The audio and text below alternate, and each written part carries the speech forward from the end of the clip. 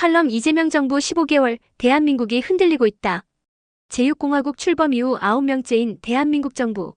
1987년 직선제 개헌 이후 국민의 직접 선거로 선출된 대통령은 현재 이재명 대통령까지 모두 9명이다.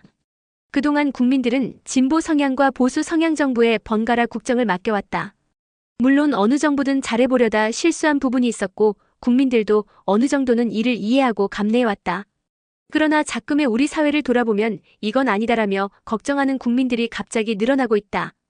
처음 올림픽공원에서 20대와 30 젊은이들이 참정권 수호를 외치며 무더위와 장마 속에서도 집회를 이어갈 때만 해도 일부에서는 젊은이들의 일시적인 정치적 행동 정도로 치부했다.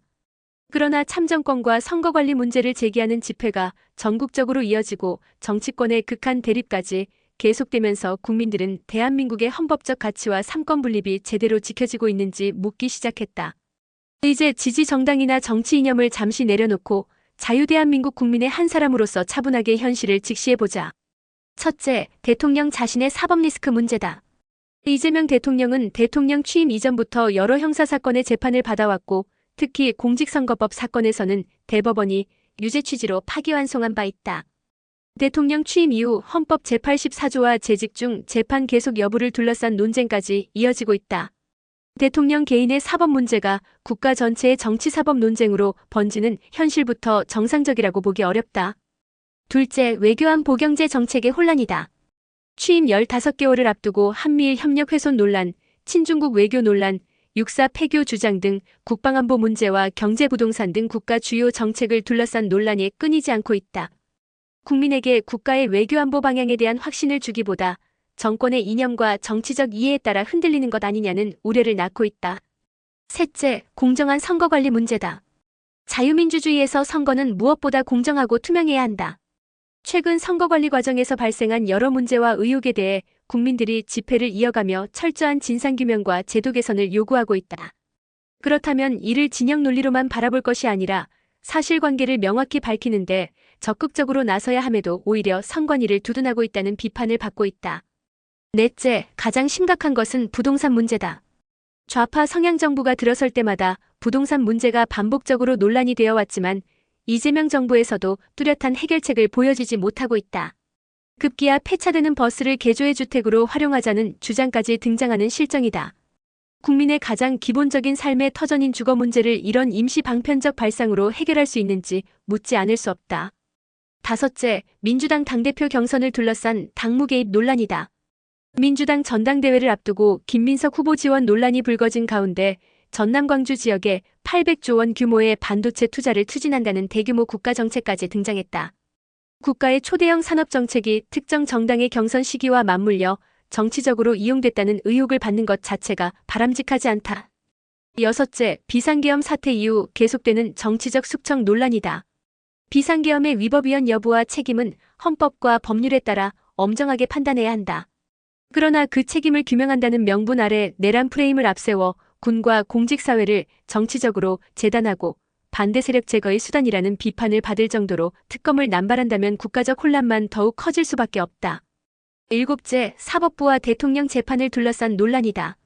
대통령의 여러 건의 재판 문제와 맞물려 검찰제도 개편, 대법관 증원, 재판제도 개편, 헌법 개정 등의 문제가 한꺼번에 쏟아지고 있다.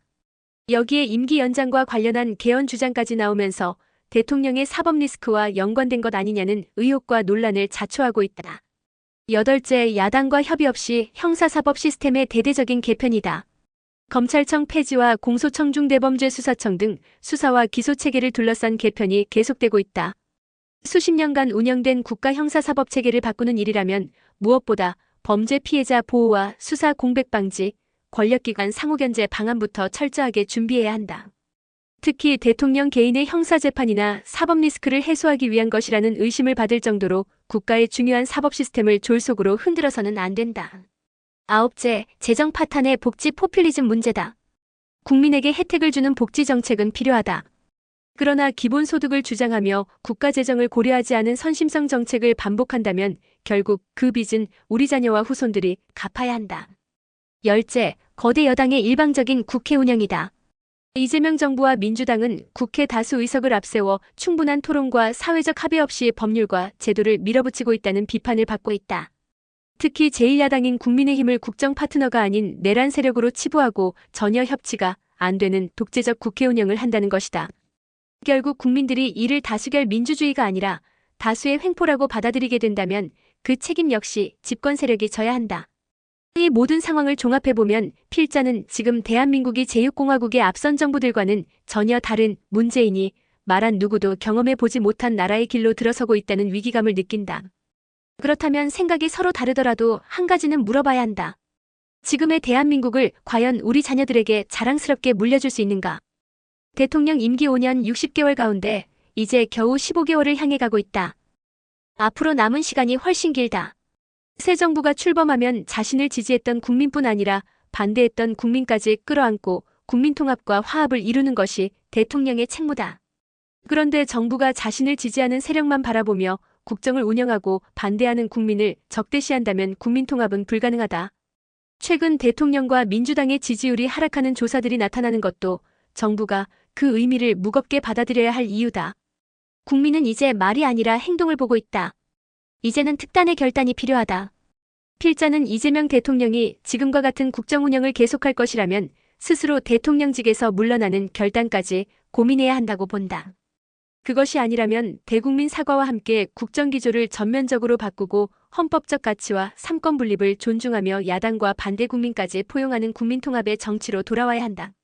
하야냐, 국정기조의 전면 쇄신이냐? 어느 쪽이든 결단이 필요한 시점이다. 대통령 한 사람이 대한민국의 전부는 아니다. 하긴 이재명 대통령에게는 대법원의 공직선거법 사건 유죄 취지 파기환송 판결을 비롯한 여러 사법적 문제가 남아있어 정치적 결단 역시 쉽지만은 않을 것이다. 그러나 분명한 것은 대통령 한 사람이 대한민국 정치의 전부는 아니라는 사실이다. 결국 이재명 대통령이 없어도 민주당은 존재하고 국민의힘도 존재하며 대한민국의 자유민주주의와 헌정질서는 계속되어야 한다. 이제는 개인의 정치적 운명이나 정당의 이해관계보다 국가와 국민을 먼저 생각하는 현실적인 판단과 결단이 필요한 때다. 대한민국의 주인은 대통령도 민주당도 국민의힘도 아니다. 헌법 제1조가 선언하듯 대한민국의 주인은 국민이다.